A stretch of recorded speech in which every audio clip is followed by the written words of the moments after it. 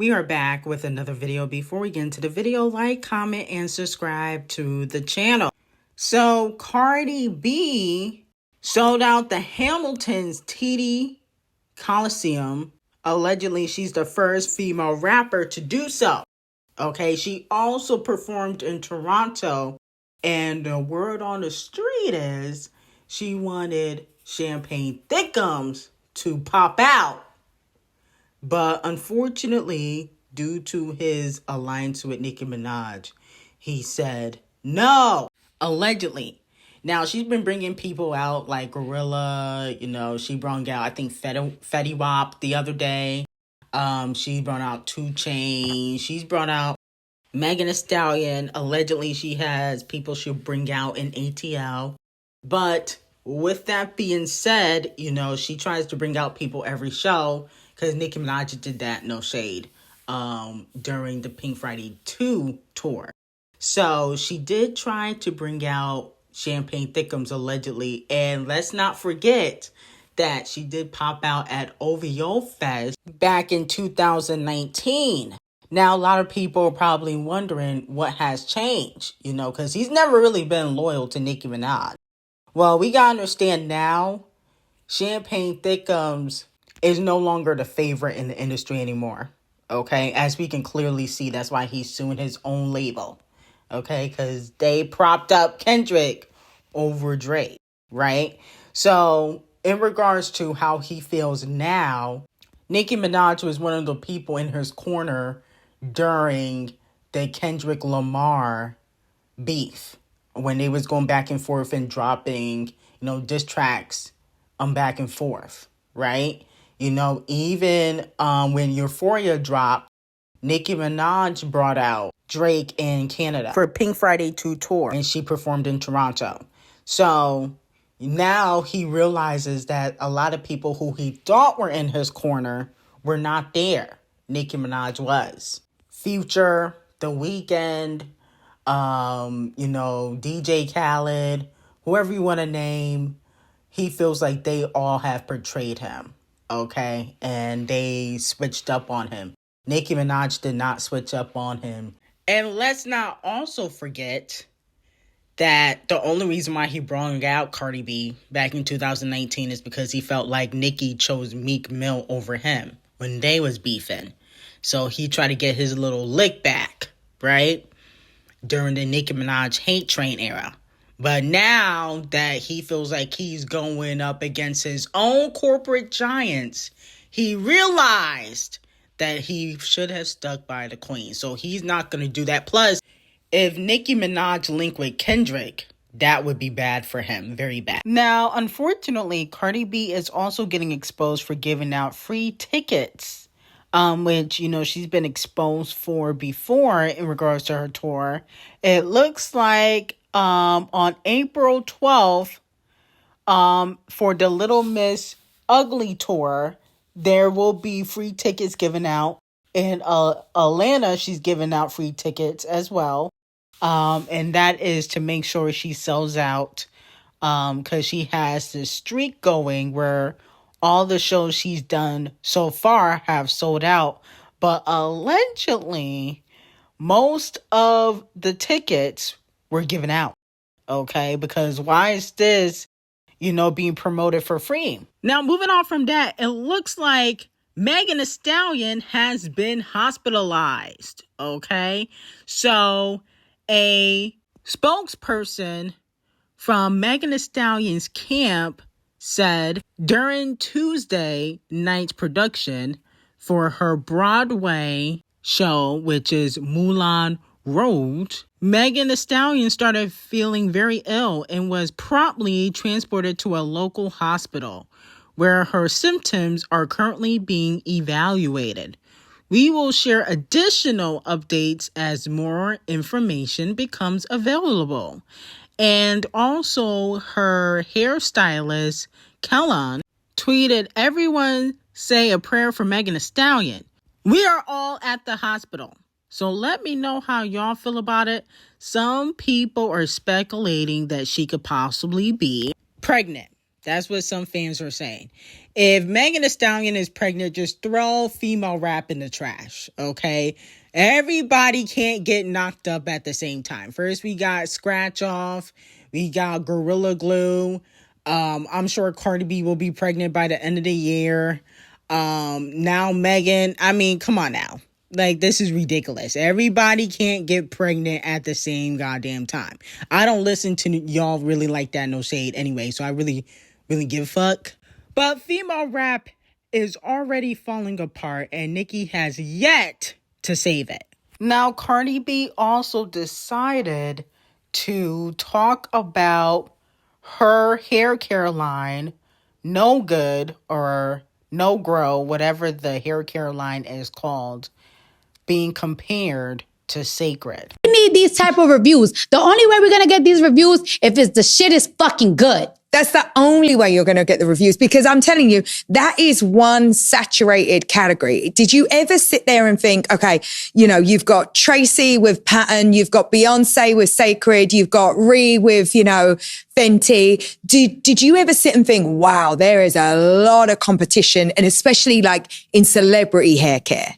It's not even about competition. It's about what's going to have your hair growing. I use Sacred, and it's very fucking good. It's very fucking good. And that's what I want. And I'm saying it with confidence. So I want people to be like, yo, her shit is really fucking good. Mm-hmm. I like this shit. I don't want nobody to complain. Now, let me know how y'all feel about it. I feel like she only gave props to Sacred because the Beehive was dragging her on social media. Because they felt like the containers that she was using for her hair care line were cheap. I saw them dragging her for that. But in regards to the lines, allegedly Beyonce doesn't feel like there is any competition when it comes to Cardi B's new hair care line.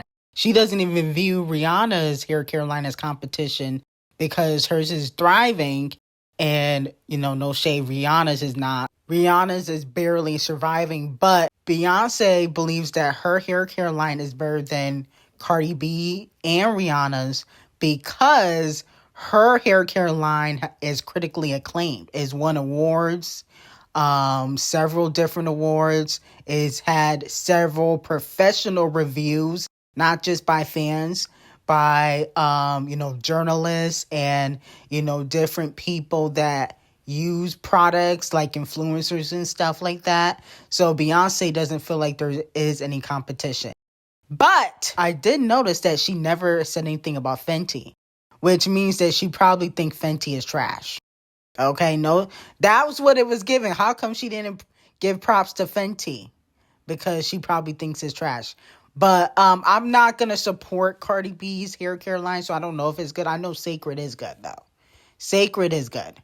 But I'm not going to support Cardi B's hair care line because she called black women roaches and monkeys. So I'm not giving her a dime. Now, moving on from that, Doja Cat was named the third best-selling female rapper of all time, according to Vogue. Now, I wonder who is second, because I know Nicki Minaj would have to be first. So I want to know who is second. But congratulations to Doja Cat. Even though you've been flopping, your streams have been still good, even though your last album flopped. And hopefully, the deluxe, she got some hits on the deluxe. Now, the artists with the most weeks at number one on the Hot 100 this decade are the Chart Obsessed Racist at number one, Morgan the Racist at number two with 24 weeks. I don't know how that's possible. The King of Rap, I've been trying to tell y'all, the King of Rap, Kendrick Lamar, is at number three with 20 weeks at number one. Now, the Queen of Christmas, Mariah's at number three again. Why is there multiple people at number three? Okay, that's weird.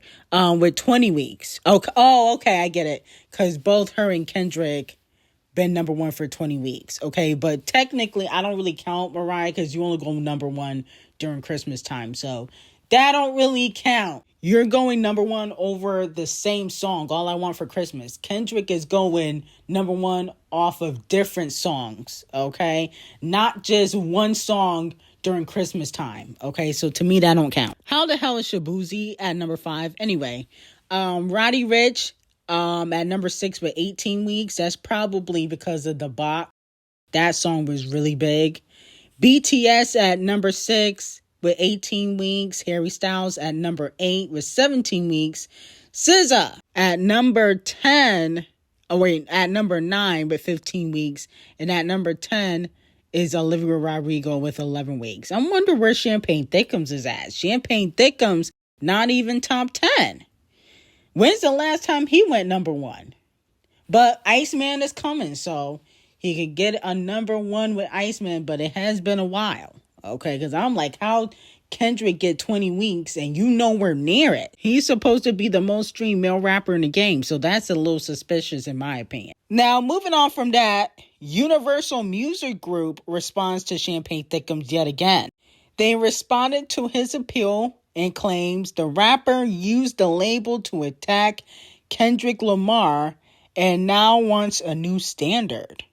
On March 27th, Universal Music Group filed a response to Champagne Thickums' appeal for his dismissed defamation lawsuit. They said although Champagne Thickums had used UMG's platform to attack Lamar in an equally incendiary terms, he now claims UMG defamed him by releasing the recording, that the track violates the New York penal law, and that UMG's promotion of it violated New York's general business law. Drake seeks to strip words from their context and deem them actionable. Defamation, if anyone and anywhere, might treat them as factual. That is not the law. Drake's view would critically undermine a highly creative art form built on exaggeration, insult, and wordplay. Drake's penal law and GBL arguments fare no better. The court should affirm the dismissal, okay? So that's what they're saying. Universal saying, listen, yes, Kendrick called you a pedo, even though that doesn't mean that it's factual, but you also defamed him by calling him a woman beater and saying that his children aren't his.